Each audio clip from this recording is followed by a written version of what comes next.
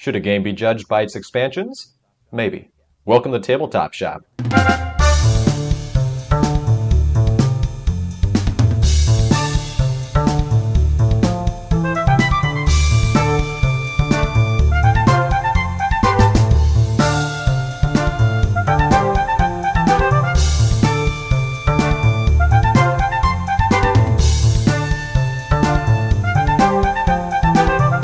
Welcome back, everybody, to another episode of Tabletop Shop, your one-stop shop for listening to board game-related content on the internet.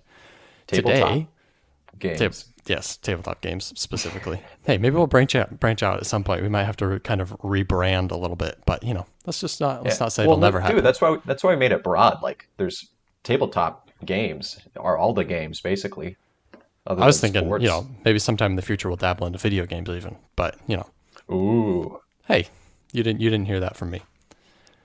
I'm super confused now, man.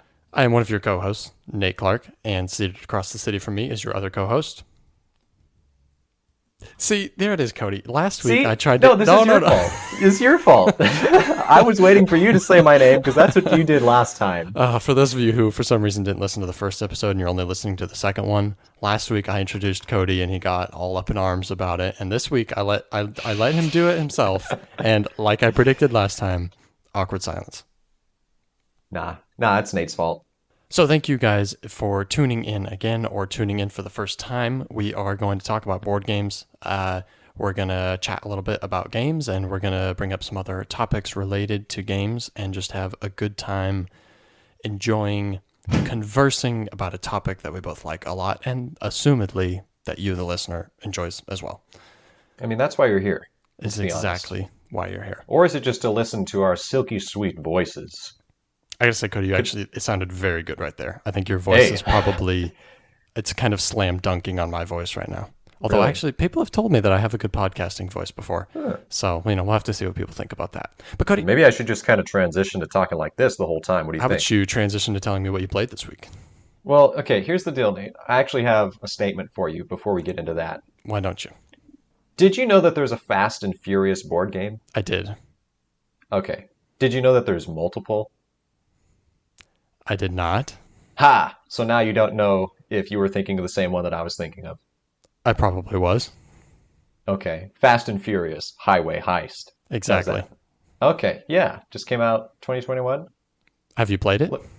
No. How's this relevant? I just learned about it like 10 minutes ago, and I thought I'd just start the podcast with that. Wow. Just how everybody was hoping you would start the podcast out with Fast and Furious Highway Heist. Game. Oh, boy. Hold on to your seats, folks. Yeah, I mean, it's rank 4,426, so it's pretty good. But to some people, that's obsolete, the rank on right? The geek. Yeah, well, I mean, just look at Era of Kingdoms, and then you'll understand. So, Cody, if you didn't play, what's it called? Fast and Furious Highway Heist. If you did not play that, what on earth could you possibly have played this week?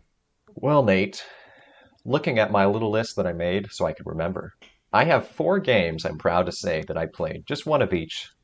Not a super great track record for games this week, I'd say, at least numeric-wise, compared to other times in the past. But we started off with Lost Ruins of Arnak. Did you know that Lost Ruins of Arnak has a double-sided board, Nate? I did not, because I've only played it once. Ha! Well, you should come and play again, because the other side of the board is different. Different in a functionally different way or in an aesthetically different way? In a functionally different way. Aesthetically, it's actually minimally different. I think there's like a different final end game art temple section on the top right, but that's really about it. I'm pretty sure all the rest of the map and everything is the same. It's like they started to redesign the board and they're like, no, this is way too much trouble. Never mind. Yeah, that's enough. Yeah, it was pretty good. I don't know why I say it like that because I've already played that side before, but it's probably actually only the second time that I've played the alternate side. They recommend starting with the first side, and then once you're an advanced Arnak player, you can play the other side. But it's been a while since I played the back side. It was pretty fun. It just kind of changes up a lot of the cost for locations that you can go to, makes it a little more interesting. And then do you remember that little track on the right where Yeah. it's the research track and you're pushing up a little magnifying glass, whatnot? It makes that, I'd say, drastically different in a good way. And I lost. I I'm pretty sure I lost. I will not agree to playing again just based on that, but Okay, all right. I could be convinced. I'm You not a huge know, fan of the game. I've played it once. I have my problems with it, but you know, I could be convinced to play it again. okay. Well, it's interesting because Lost Ruins of Arnak has been compared frequently, I believe, with Dune Imperium. Yeah.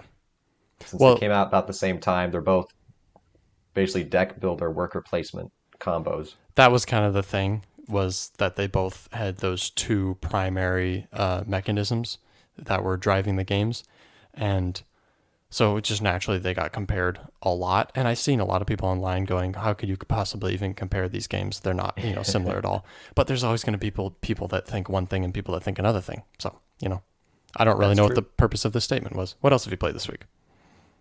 I also played Wingspan. Thanks for asking. Digital or physical? Digital is just an easy way for me to break it out. I'm curious how many games I played at this point, actually. I don't think it's probably close to rivaling my digital scythe plays, but that's like over 100, and I'm probably at I don't know, maybe 80s, 90s plays for Wingspan. That's Let's crazy. just say I basically mastered it at this point. You You know, you kind of have though, haven't you? I kind of a little bit, yeah. I'm not trying to say that boastfully, but I was watching quite a lot of like advanced Wingspan strategy vids, and it did like employing those strategies drastically improved my scores. Uh, and it makes me feel stupid for all the times that I was not getting those high scores. So we should play sometime because I know you really like Wingspan. I think it's an okay game and I would play it again, but since you're just basically telling me that you're going to cream me, it's, not quite as of inviting of experience, I don't Oh, think. okay. Hey Nate, we should play Wingspan sometime. Just relax. There's birds. There's Wow. eggs. That sounds so like such a friendly challenge and not in Yeah. any way Trojan horse. Hey, I try, man. I mean, I'm trying really hard right now to get you to play Wingspan with me. But this has gone on too long. Let me just conclude saying I played Champions of Midgard with you, but I'll let you cover that because that was the same play session. I know you played it multiple times recently-ish. I have. And then my final game was Seven Wonders Duel, which I went really heavy into I don't remember what the category is called, but they're the yellow cards, like commerce or economy or something, and Like I did got last time when I beat you. Did I beat you? No, I I think you think beat me still. I think I crushed you. Actually, I can remember the score. The reason I can remember the score is because last game that I played with Kirsten, our scores were exactly the same of what you and I got when we played, which Right. was just funny. Which was 81 to 58. Okay. Anyway, but enough of my boastfulness, Nate. What have you played this week? I have played a few different games in the last week. Actually, well, okay, like you mentioned, I have played Champions of Midgard quite a few times because I Nice. got the Valhalla and the Dark Mountains expansion for that, and I was Yes. super pumped to play it. So you and I played it. I played it with another friend. I played it with my family. I think I've played it 4 times now, and I mean, I knew the expansions were hyped up. I knew a lot of people said that they do a lot of good for the game, and Hmm. it was based I'll on agree with that. those. It was based on those recommendations, kind of, that I really sought after these expansions, and they really do. I feel like revolutionize the game in a very good way, especially Valhalla. But honestly, I think Dark Mountains is kind of undersold a little bit because people are so gung ho about the Valhalla expansion. I think Dark Mountains is Hmm. really good because it gives you 2 extra monsters to fight, and actually, in like a 3-player game, you can almost sometimes struggle to find somewhere to fight, especially with the Valhalla expansion, where you have it's for some reason it's just so much easier to fight monsters. Like I found Is Valhalla is the one that adds all the tokens for yeah, dice, it adds all the right? tokens and adds in a couple Okay. different dice and all that. But What's yeah, I weird just for my perspective is because I played both expansions with you, and that was the first time I played either expansion, so I actually don't really know what part was what. Actually, well, me as well. I haven't played Oh, the game okay. with only one of them. I just threw them both in at the same time. But obviously, I unboxed them and obviously I know what's in what expansion. But Hmm. yeah, so basically just the extra enemies that you fight, that you also have the extra journey cards for, and then the green archer dice are all part of the Dark Mountains. And then everything else with the extra cards and the chips and the extra dice and all that stuff comes from Valhalla. So Valhalla is the Okay. bigger, meatier, more game-changing expansion. But they're both very good, and if anyone has the chance to get these and add them to their base game, I highly, highly recommend So when are you going to sell your copy to me? it. Over my dead body. Hey, I mean, you're planning on moving soon. You need to downsize, right? I do. So That is I can not help you with that. not very high on the list Dang it. of downsizing.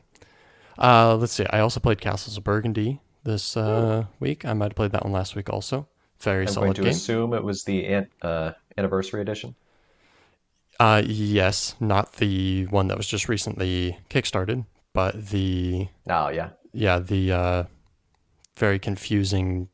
What is it? What do they call it? Like the 20th anniversary I edition or think something it's like 20th that. anniversary. Yeah. Yeah, not 20th anniversary of the game, but of I think Aaliyah games. Oh, Whatever. is that's right? Because it Castles of Burgundy only, is from like 2013 or something like that. It's not. It's yeah, only yeah. So whatever. it was Stupid. released like a few years later. But if you like, for those of you who maybe like Castles of Burgundy, I would highly recommend getting that version of the game. It's a lot better in my opinion.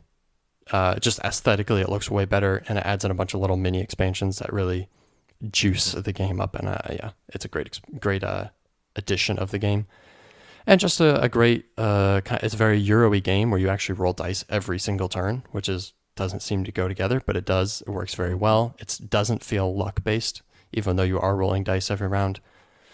You have a lot you can do with those numbers, and I've played this game countless times. I love it That's a lot of times. by definition. Yeah. Um.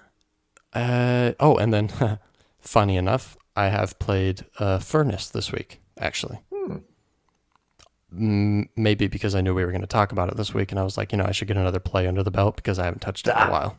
you fiend. You have background experience.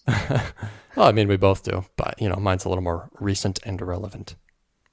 That's all right. We'll do fine. So I won't talk about Furnace because we're going to at length in a minute here. Maybe we should do that. Actually, we might as well just do that now, right? Hit that dank transition music. All right.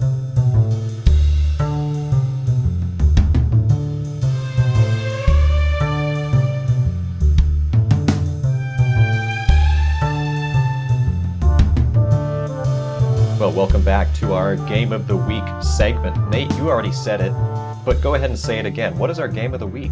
Our game of the week is Furnace. Yeah. I'm not on top of the ball right now with who it's designed by, but I can have that information in about 4.5 seconds. Ha! I can have it faster. I can tell you the year. It came out 2020. It is designed by Ivan Lachine. I might be saying that wrong. Ivan Lashin. You also might be, but I'm just speculating. But if you average our two pronunciations, you're going to get the correct pronunciation. You might be more right than honestly. Yeah. Okay, Cody, why don't you break down Furnace That- for us a that- little bit? Okay. I mean, I don't want to. It's such a beautiful game. But Furnace is just engine building stripped down to, I don't want to say the most basic process because it has a lot of It's thinking not, going on in right? this game. But I mean, there's not a lot of fluff on it, which I'll actually come back to that because that's a statement. That's a view I have of the game that I'll need to make. But Furnace is, well, this would be 19th century, right? Sort of Yeah. industrial revolution. And you're playing as a coal, iron, oil baron industry person. It's trying to build factories and get points. It's pretty legit. True. Yes. Yeah, How does the game actually work, though? that's an excellent question, Nate. Yeah, I'm looking at a picture of it here just to refresh my mind, which I do know this game Actually, pretty maybe I well. should do this then because I just played it recently, right? Oh yeah, do that. So basically, it's half of the game is card drafting, and the other half is running your engine that you've built via card drafting. But the card drafting is very unique in that you have 4 discs. There's a certain amount of cards laid out. You have 4 discs that are labeled 1, 2, 3, 4, and you take turns going around the table, placing 1 disc out at a time. Once everyone's placed all their discs out, whoever has the highest number on a card will get to take that card. Anybody else that's on that card will get compensated times whatever number's on there. So if somebody puts a 4 on a card and I put a 1 on, or a 2 on the same card, they get to keep the card, but I get whatever the bonus is times 2 because I put a 2 on there and I lost. So that makes for a very interesting dynamic because you can use your smaller numbers to get good bonuses, but you also need to actually collect cards and then in the second half of the game, you set all your cards up in whatever order you want, and then you resolve them in that order, and they're all producing materials and exchanging materials one for another, and ultimately you're trying to turn those materials into money, which is points because this is a capitalist themed game. And so that's kind of ultimately what you're trying to do. So the only way you can get points really is by getting those cards into your engine and then running it.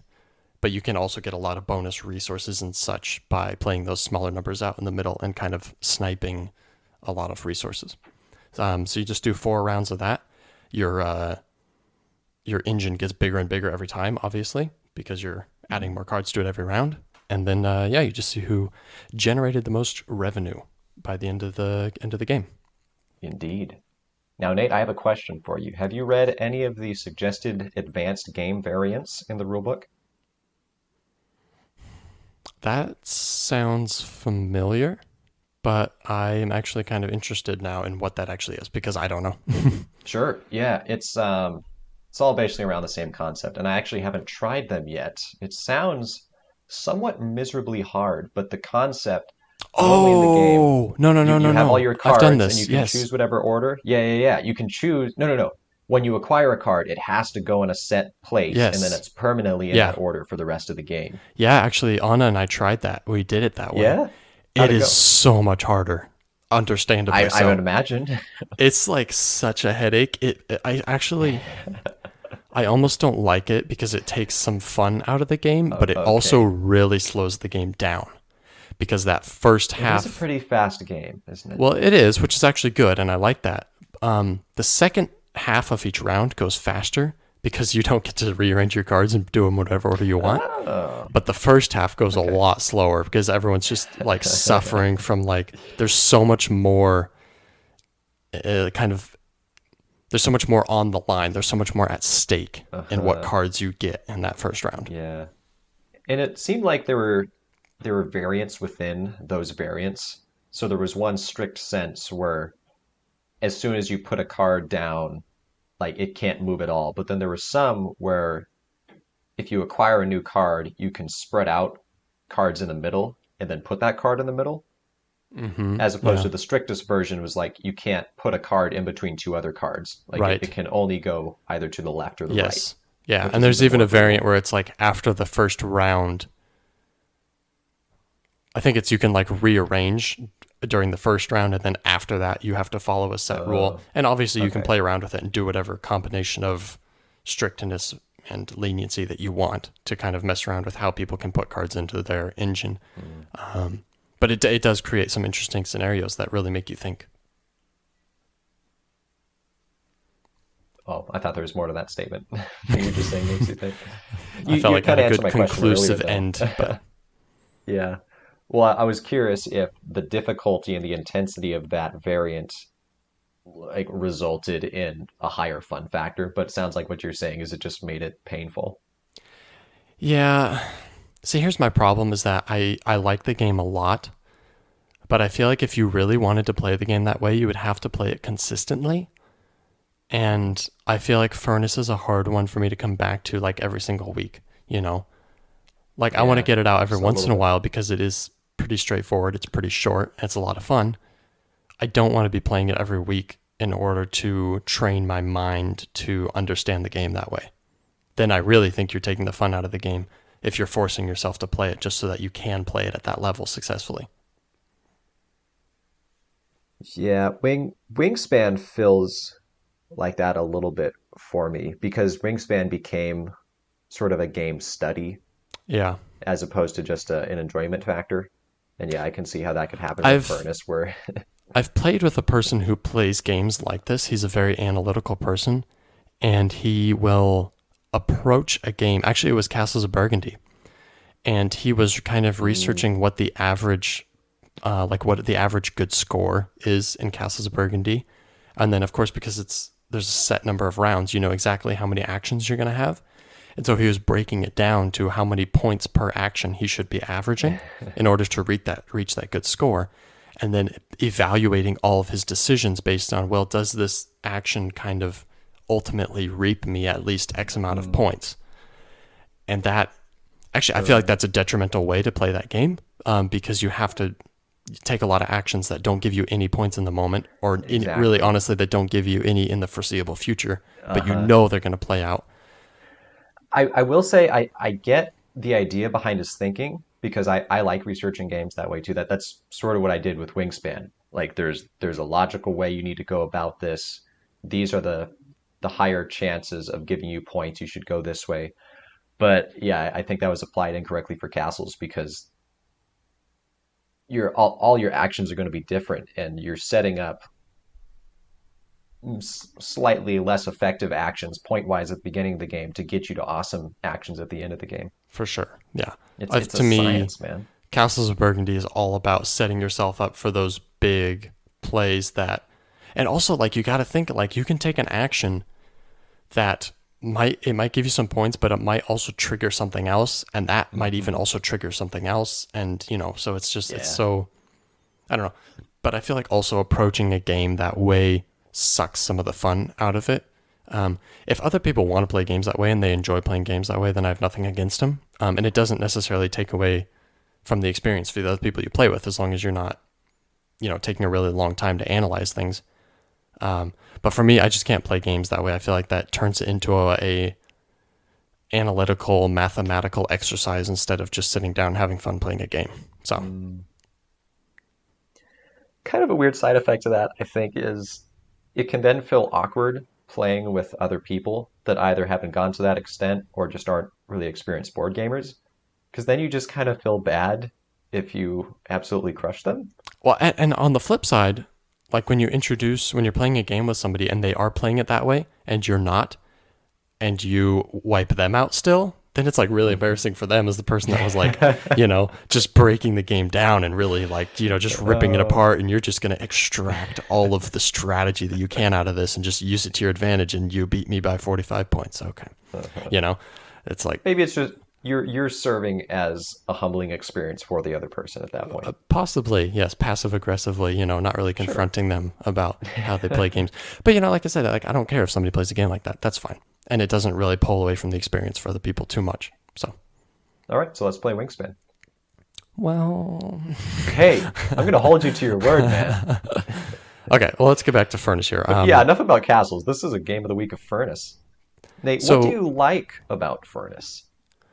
well, I mean, come on. Obviously, I love the first half of the game. All right, Okay, all it's right. incredible. It really is. I love the idea of trying to draft cards, but you can't. You're not just picking them. You're not just drawing them. You're not even buying them. You're bidding on them essentially, and whoever bids the highest on a certain card is going to get it. But you don't want all the cards. In fact, you deliberately want to lose some of the cards, but you Mhm. want to lose them with the highest number possible sometimes. And so there's a lot of kind of risk trying to guess what other people are doing. That actually, which makes me think of something I don't like about it, but I'll get back to that in a second. Um, but I think that's a really, really, really solid and unique way of drafting cards in a game.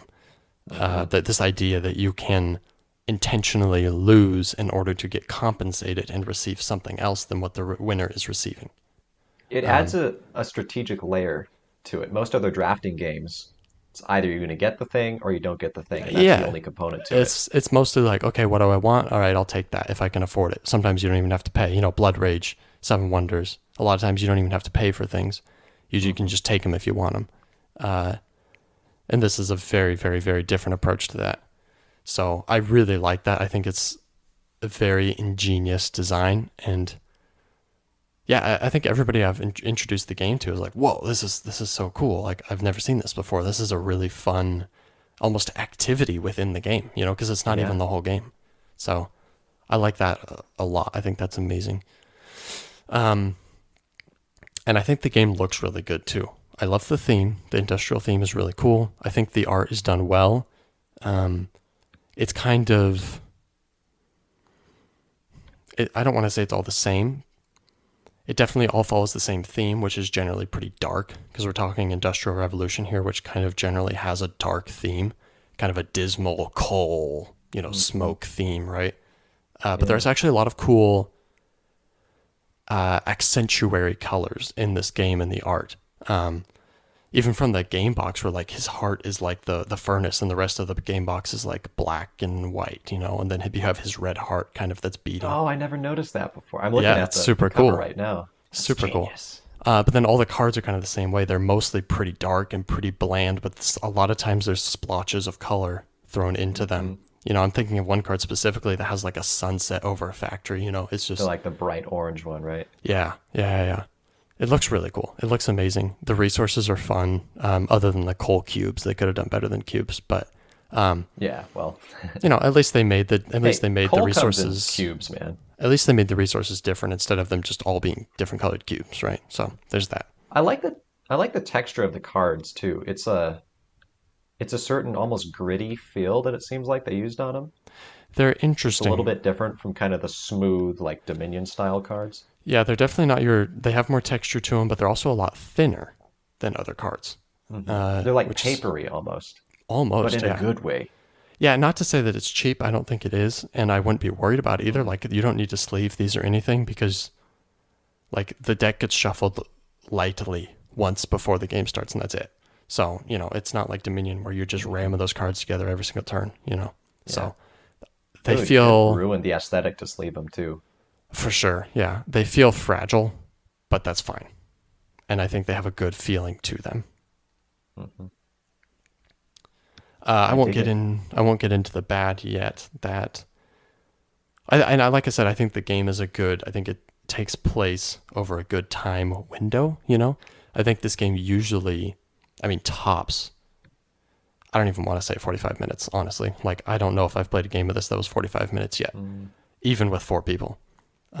I think with four people that even kind of know what they're doing, you're like maxing out at 45 minutes. Sure. I mean, half of the game is just you working your own engine too, which is a simultaneous thing. Yeah, which So it is doesn't really matter if you have two or four players, that kind of averages out. Yeah, and I like that part a lot too. Once everybody knows what they're doing, usually when I teach this game to people, we don't do the beginning simultaneously. I do it, and then we go around and I make sure each person Hmm. understands how the cards work and how they should resolve them. And then after that, the rest of the game, it's like, all right, well, I'll just do it at the same time for time's sake. Sure. If you have questions, you can ask, but like, it's pretty straightforward, honestly.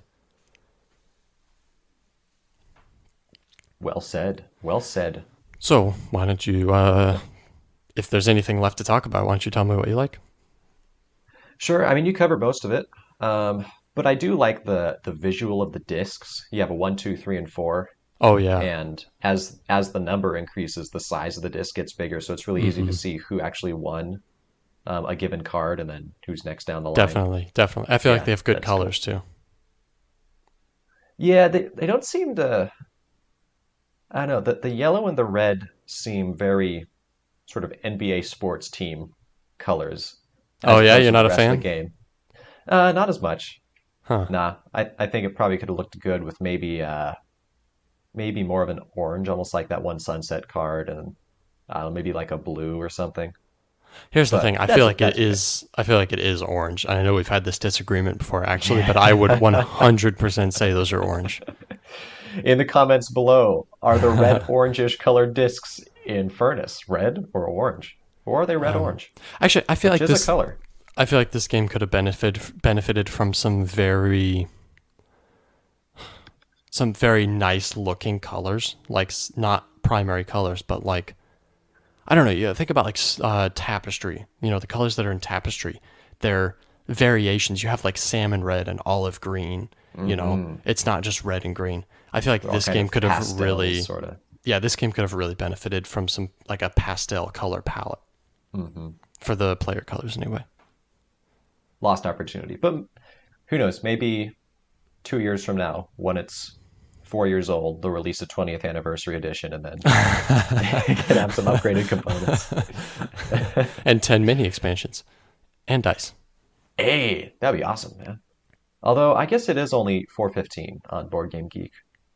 I mean, which is respectable, but it doesn't seem to be too highly valued. Well, what else do you like about it other than where it's not ranked? Well, you know that I love engine building slash tableau builders, and that is Mm-hmm. basically explicitly what this is, with a drafting component in there, and then you just resolve the new engine components you have acquired. I like it. It's good. It's efficient, but it's not like stripped down so much to where it doesn't feel like a thematic game. You're not just playing a mechanism. Yeah, I will say it's pretty close to that, but it still it Kind of, still huh? leaves Kind room for of. the theme, yeah, to influence. I mean, you get a little factory, and each factory kind of specializes in whatever unit you're producing or processing. So, yeah, man, that's what I have to say about the good. I can get into the bad if you want. Yeah, go ahead. I definitely have some bad to talk about, so you can go ahead. Okay, I'm curious what you have. I actually don't have much to say other than I don't really like the player disc colors particularly much. Uh huh. But I guess the main thing that comes to mind when I think the game is the variation of the player powers that it adds. And we Yeah. we talked about this last episode, I believe. Yeah, we did. But there's a game I highly respect a game that can implement breaking the rules well. But there's kind of a requirement for that. The game has to have enough layers to it to where by breaking a rule, you're not going to break the game itself, you know? And that's the problem with Furnace. I like that it's stripped down so much, but since there's really not many rules to mess with, there's not very much going on mechanically necessarily. By adding these player powers that change, like, oh, you now do not have placement restrictions on where you put your discs. That's like a third of the game, and now you just don't have to worry about it.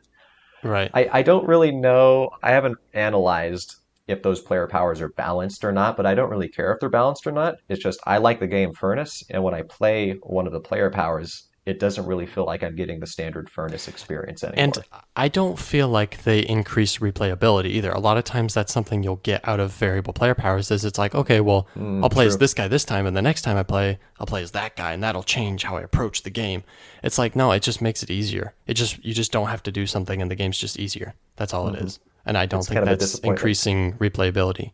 It feels like they just really wanted to be able to say that the game has variable player powers in order to hook a certain demographic. And so they just did that and they just aren't very good. Yeah, I agree. So that's one thing I don't like about it. Obviously, also. I Again, if 100% agree. if they release a 20th anniversary edition, that's something I think they could fix or maybe just take out of the game. I don't know. Well, I've already done that. I mean, it's still in the box, but I don't use them. That's, Like I haven't I guess you don't have to pay for that. I think I've played with them maybe twice. And it's just like, you Oh, know what? okay. I just don't care. Like just not going to use them. Yeah, But okay. that's the nice thing. It's something you can take out of the game if you don't want to play with it. It's not like a core part of the game to Hmm. where you can't take it out and it ruins the whole like you can't even play the game anymore. You know, it's not like that at all. Sure. So also when like if I was rating the game, I wouldn't really factor that in. Like that's something I don't like about it and I think it's a missed opportunity kind of. But I wouldn't like it wouldn't pull the game down for me because it's something I can just take out and ignore and not use and I can just play the game how I like it. So, Sure. I mean, it's basically a mini expansion within the game too, so it's not really a core concept of the game. So it doesn't hurt to remove it. right, yeah, it feels very superfluous and afterthought almost. So, Hmm. that's one thing I don't like. I also there was something else. I feel like there were three things. There's another big thing I don't like, which is playing this with two players if you play by the rules. Ah, okay. A two-player game of Furnace involves a die that you roll that determines where a third ghost player will randomly kind of place discs. That completely ruins the game. It absolutely ruins the game because a big part of deciding what cards you want to bid on and what number you want to use in Furnace is looking at the other people, looking at what discs they have available, looking at what cards they already have, what resources they have, what they've already bet on, what they've already chosen to bet on, and then deducing where they might go, where they might not go, and then ordering where you're going to bet, where you're going to place your disc on that information. And also, of course, what you want. But when you introduce this ghost player that just randomly rolls a die and puts a disc out, it's like, well, it's just a wild card here that I can't factor in to making decisions. I can't get inside the head of that. It's just random. It's just rolling a die. If I'm playing against two other people, I can kind of get in their heads, look at what they're doing, and say, okay, I know neither of them is going to want to go on this card, almost certainly. So I can hold off. I don't need to go on that yet. I can go on something more pressing that they might be trying to go after, right? And you can't do that with a random die roll. Sure. I will say that as the round progresses, there is a certain manner of predictability that comes with it because the neutral player, the fake third player, still has to follow placement restrictions. So It if all they have does. left is a two and a three, and a card that you want has a two and a three on it, they can't touch it. But True. Yes, there is sure, still that is like still random. it can't break the rules. You can use that against it. But I feel like it does. I don't know. I feel like it detracts from the strategy of the first half Hmm. of each round.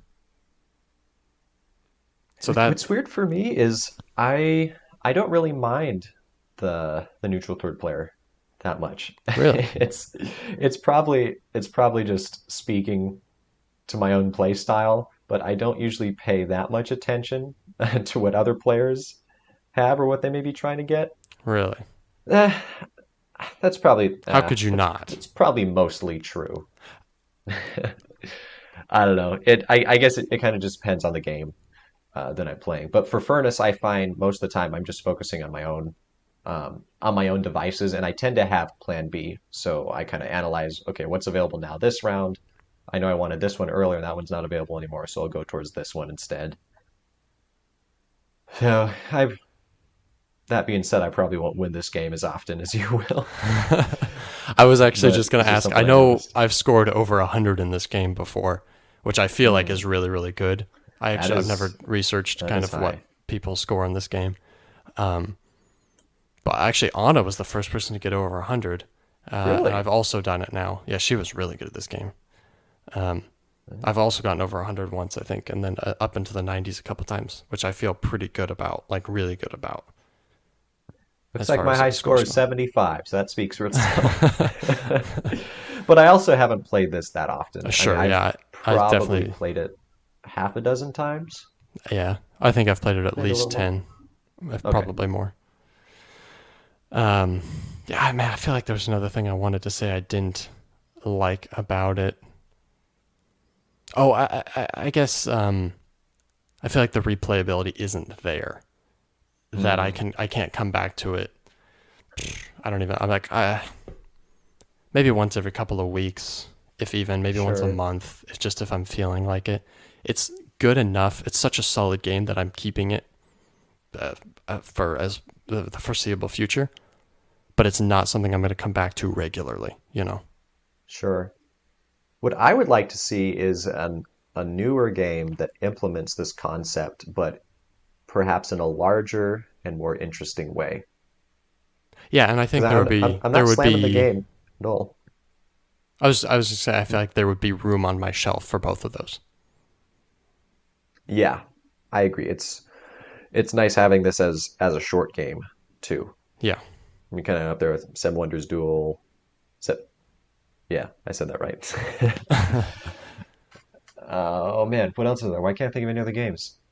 Basically, this one and Furnace are two of the nice, easy games, or short games that are easy to pull out. But yeah, a larger game would be excellent.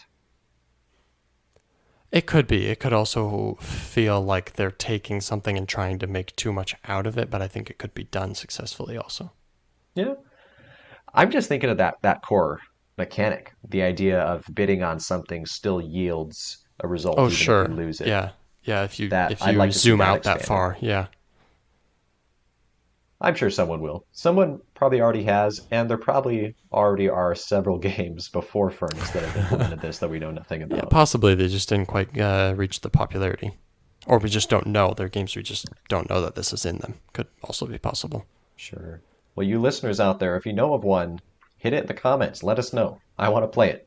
Well, Nate maybe wants to regardless, play it. sounds like we're both pretty big fans of this game.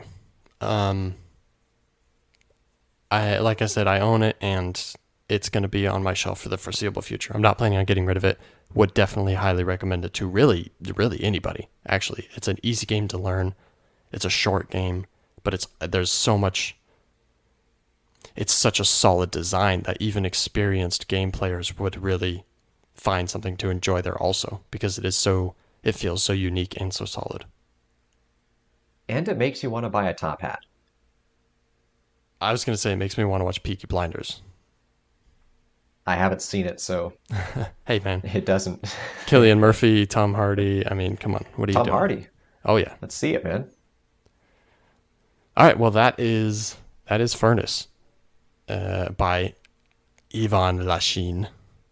No, it's As Ivan Lashin. All right, Nate. We got something next. Tell us about it.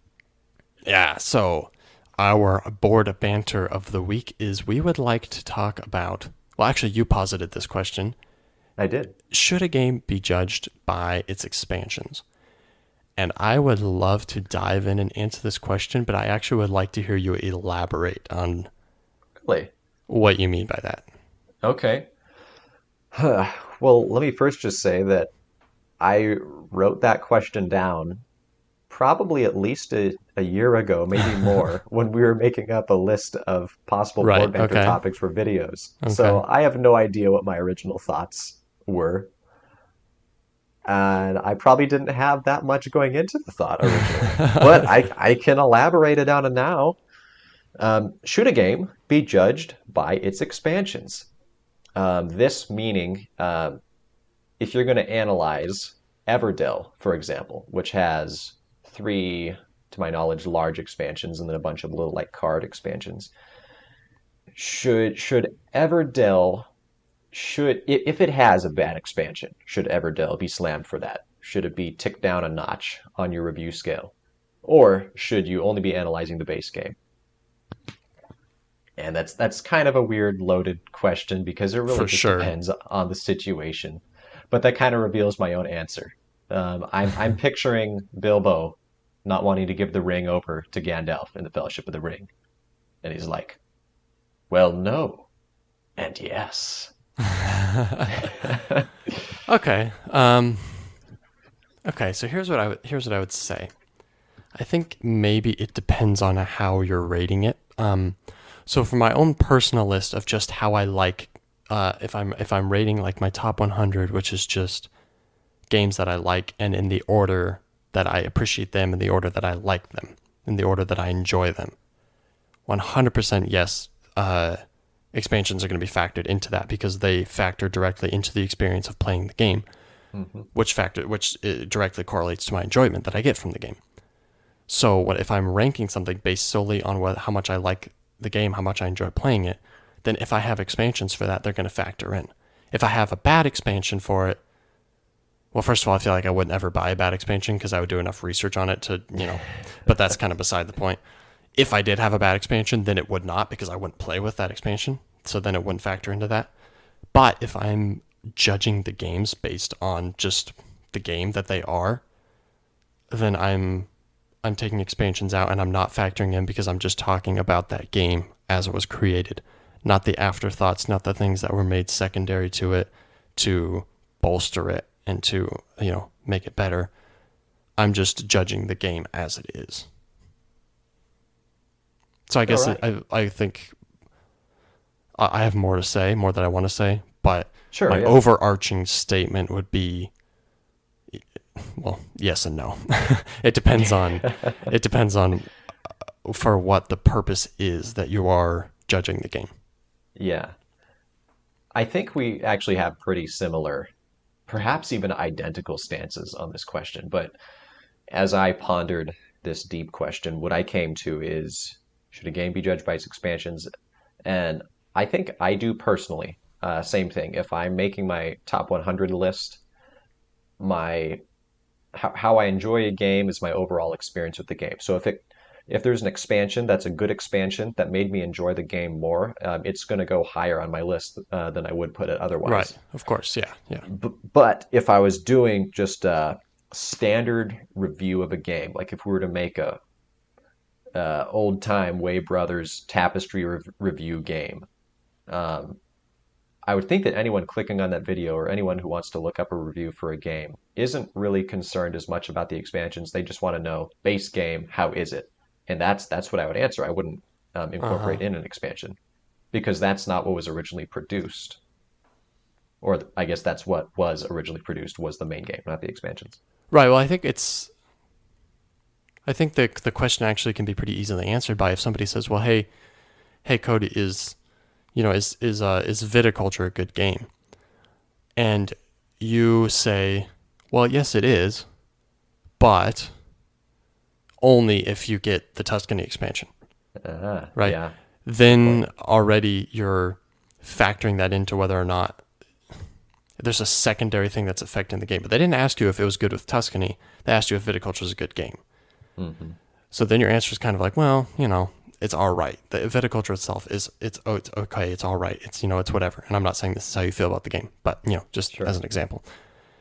And then you can say, okay, but if you add an expansion, then it takes this okay mediocre game, and hey, maybe it makes it really good, right? Hmm. So I think the game itself should be judged based on just what it is, right?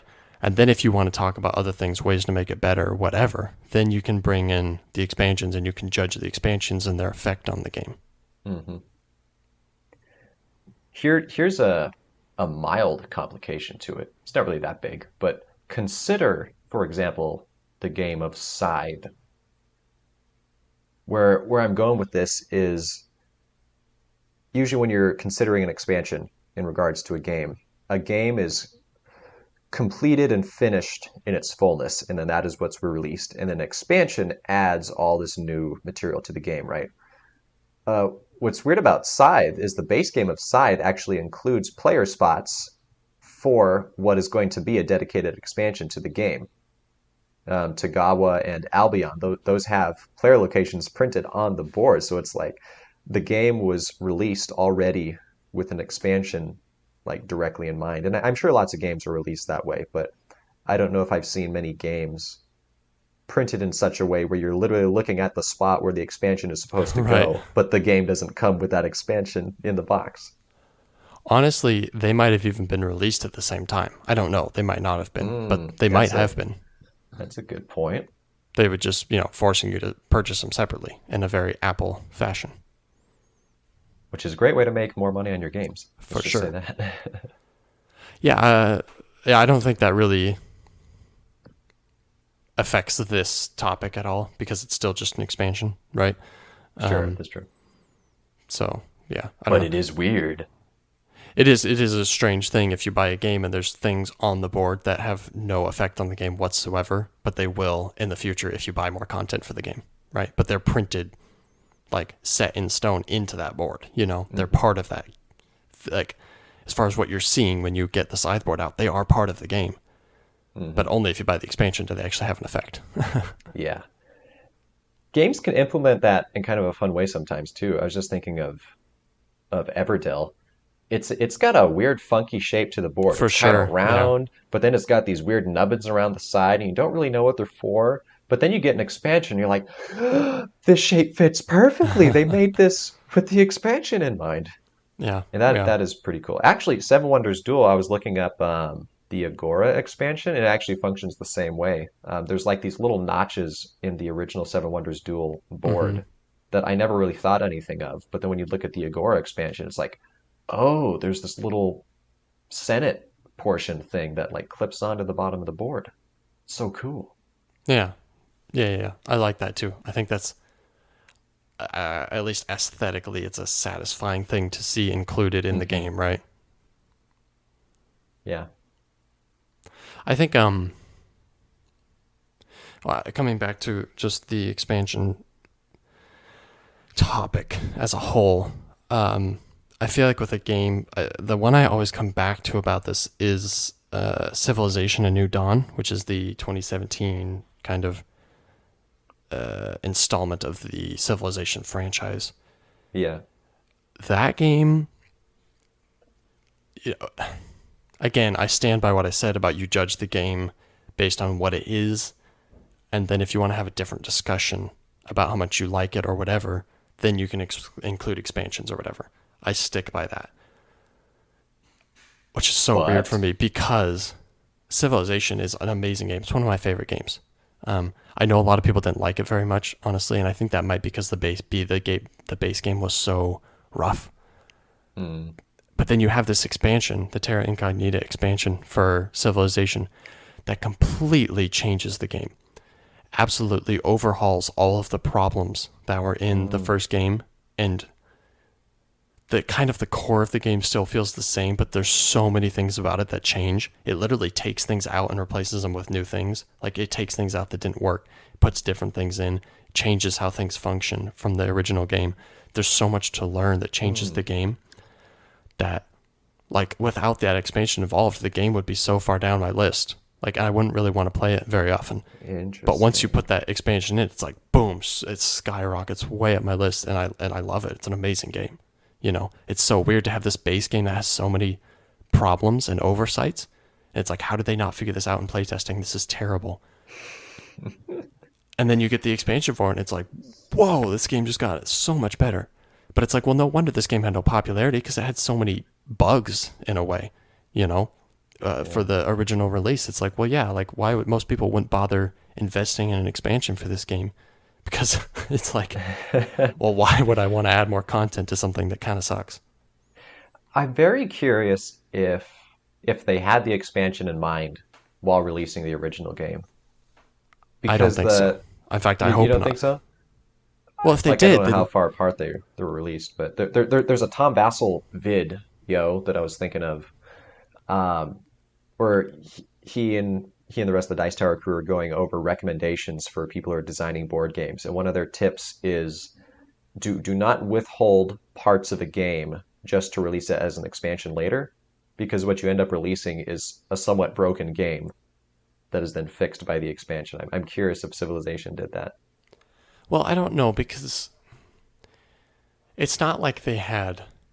It's not like they just added in stuff. It's not like the expansion was just things that were added in that it just expounded on the gameplay and made it more interesting. It's not like when you bought Civilization, you felt like you were buying 3/4 of a game. It's not that kind of Mm, an experience. It's like literally parts of the game just feel straight up broken. Like some things just feel super overpowered, and they are, you hmm, know.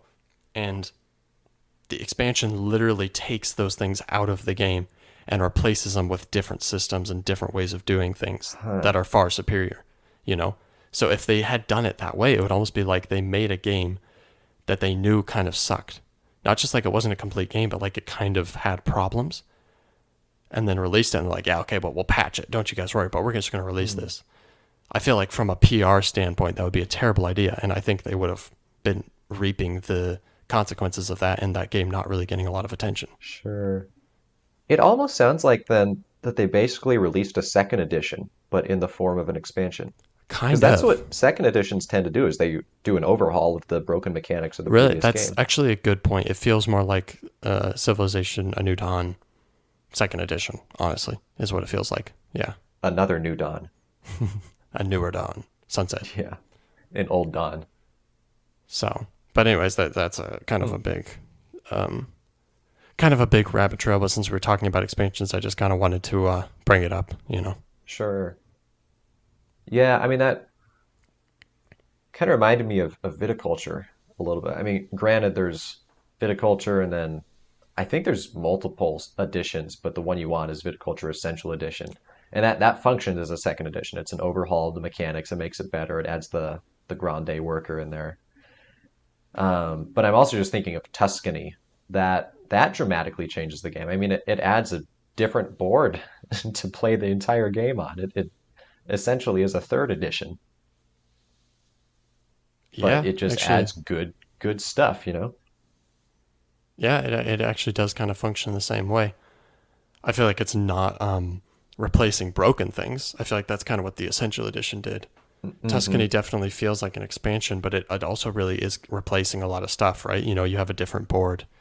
And so, yeah, Yeah. I can see that Yeah, perspective on that also for sure. plus an It addition does, of lots of things. yeah, it does kind of feel like a new edition in a way, or like almost like a, yeah, I don't know. But there's a lot of added stuff in, you know? So it's not just like a second edition where they just took it, refined it, streamlined it, Definitely. whatever, you know? They did kind of do that with some things, but then they also added in a ton of stuff that totally changed the game. So, Yeah, you've yeah. got new worker places, you got the modified season advancement. Now you have 4 seasons instead of just two. Yeah. Yeah, No, the Tuscany is it's like if you like dramatic. viticulture, that's a great expansion to get to totally change up the game. Yeah. I've Yeah. heard a lot of people say too, well, I guess not personally. Online, I've heard a lot of people say once you play the Tuscany expansion, like that's the only way you ever play the game after that. Like you don't want to go back to just plain old silly Essential Edition, even though I think it's still fine. Yeah, I feel like I could go either way, but I think it's the better version of the two playing with Sure. Tuscany. Yeah. So, how would you sum up our answer of should a game be judged by its expansions? Like I said, it just well, okay, so the way the question's worded, I would say no. The game itself should not be, but All right. it still it depends on yeah what the purpose of you're judging it for. So So it shouldn't be, but we do. A terrible possibly. way to answer the question. Well, thank you, folks, for tuning in for another episode of Tabletop Shop. Hope you guys enjoyed our conversations about Furnace and, pondering the implications of expansions on their host games and all the other things that we talked about. Hopefully, you enjoyed this. Hopefully, you are reveling in our hopefully not terrible sounding audio quality.